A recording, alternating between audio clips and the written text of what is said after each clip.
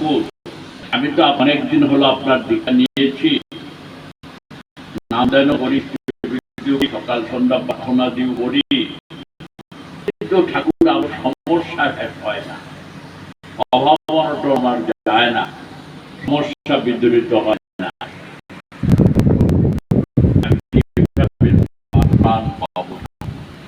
ঠাকুর আর তাকে জিজ্ঞাসা করলেন কয়জন?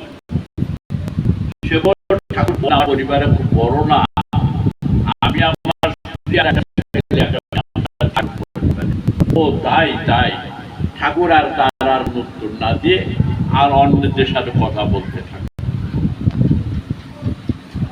আবার কিছুক্ষণ পর আবার তোর পরিবারের লোক কয়জন রে? তোর ঠাকুরের যে বললাম না আমার পরিবারের লোক হলো 4 জন। তাই নাকি? তোর পরিবারের লোক 4 জন? আর ঠাকুর অন্যদিকে তাকিয়ে অন্যের সাথে কথাবার্তা বলে আবার তাকে জিজ্ঞাসা করলেন, তৃতীয়বার জিজ্ঞাসা করলেন যে তোর পরিবারের লোকজন কয়জন বললি? বলে আগে ঠাকুর বললাম তো আমার পরিবারের 4 জন, এই জন্যই তোর কি সমস্যা সমাধান হয় না। কারণ তুই আমাকে তোর পরিবারের একজনই ধরতেই পারিস নাই। সহজ ভাবে কথা, ঠাকুরকে আমরা যেদিন গ্রহণ করছি, ঠাকুর আমাদের পরিবারের কর্তাবে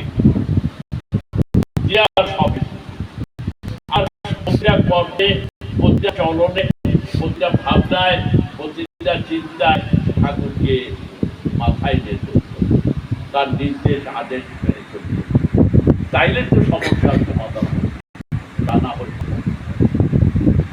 তিনি বলেছেন করার কথা সেটা করতে হবে, চলাফেরায় করার কথা বলতে, তা না হলে আপদ বিপদ হাত থেকে রক্ষা পাওয়া যায় না, রোগ থেকে রক্ষা পাওয়া যায় না। তিনি বলছেন যথাসময় মানে বলে নাই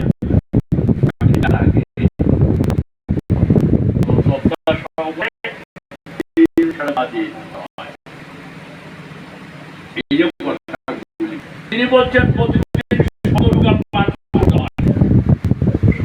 দীক্ষার সময় যে সেখানে কি আছে? শুধু পাঠ করা নয়, সে আবার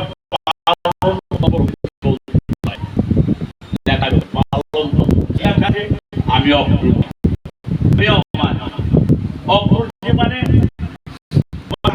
তা তো নয়, আমি লোককে সংযম করে চলবো। আর উৎপত্তি কোথায়? বাধাপ্রাপ্ত কামের থেকে হয়। বাধাপ্রাপ্ত কাম মানে কামনা, অহরহ কামনা বাসনা ঘুরে থাকে, এগুলি বাধা পেলেই বাধাপ্রাপ্ত হয়। তার কামনা না করে ঠাকুর কি করছেন? সবসময় মঙ্গল চিন্তা বলছেন, কথা বলছেন, নাম বেশি কামনা না করে তার উপরে নির্ভর হয়ে চলতে হবে। তুমি সবকিছু জানি না কিসে আমার মঙ্গল হবে, তোমার ইচ্ছায় আমার জীবনে মুক্ত হবে। তুমি একমাত্র মঙ্গল দাতা, তুমি জানো কিসে আমার মঙ্গল হবে। আর একটা অমানি, এই মান সম্মান অহংকার, এটাই তো দুনিয়ার খারাপ দেখা যায়।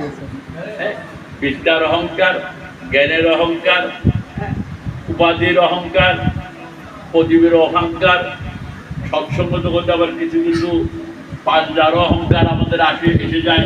আমি পাঞ্জাধারী, কোন একটা অহংকারের সব তারই ইচ্ছা। তিনি কাউকে দিয়ে কোনো কিছু করাতে চান, তার ইচ্ছা, তিনি একটা দায়িত্ব দিয়েছেন মাত্র। সবাই আমরা পরমপিতার সেবক। যেদিন থেকে দীক্ষা গ্রহণ করা হয় সেদিন থেকে সবাই সংকল্প নিয়ে আছি, আমরা আজ থেকে শ্রী শ্রী ঠাকুর গ্রন্থকে প্রতিষ্ঠা করায় আমার জীবনের প্রশ্ন হোক। সবাই তো সংকল্প নিচ্ছি সেদিন যে আজ থেকে তাকে প্রতিষ্ঠা করে আমার জীবনের প্রশ্ন হোক। তাহলে আমরা সবাই ঠাকুরের কাজ করবি, সবাই ঠাকুরের কাজ করবো। আমরা এখানে কাউকে বিশেষ দায়িত্ব দিয়েছেন, এটা কোনো ভাবার নেই। আমরা সবাই ভাই ভাই, মিত্র ভ্রাতা, পারস্পরিক আমাদের প্রেম প্রীতি ভালোবাসা এগুলো নিয়ে চলতে হবে। এই যে শতরূপে আরো আছে, আমি মানে আমি দৃঢ়। এই মানুষের জীবনে অলসতা বড় একটা বড় লোক। এই অলসতার জন্য মানুষ জীবনে উন্নতির মধ্যে এগিয়ে যেতে পারে না। এই অলসতা ত্যাগ করতে হবে, অতি বত্রিশ ওঠার চেষ্টা করতে হবে, যথা সময়ের কাজ যথা সময়ে করতে হবে। কামলোভজিত বসি, এই যে একটু আগে বললাম কামনা লোভ, লোভকে বশ করার চেষ্টা করতে হবে। আমি তখনই হবো আমি ইষ্টপ্রাণ, তখনই আমি কাম লোভ ইত্যাদি বশ করতে পারি, তখন আমি ইষ্টপ্রাণ। ইষ্টপ্রাণ হওয়ার আরেকটা লক্ষণ আমার থাকতে হবে সেবাবতী, সেবার ভাব থাকতে হবে। মানুষকে বিপদ আপদে সহায় করা, মানুষকে কায় মনোবাক্য, যারা ওই যে দীক্ষার সময় 4 নম্বর সংকল্প যারা দেওয়া আছে, আজ থেকে আমার পারিপার্শ্বিকের ইষ্টভ্রাতার আপদে বিপদে বাক কর্ম অর্থ দ্বারা সাহায্য করতে বদ্ধপরিকর হইলাম।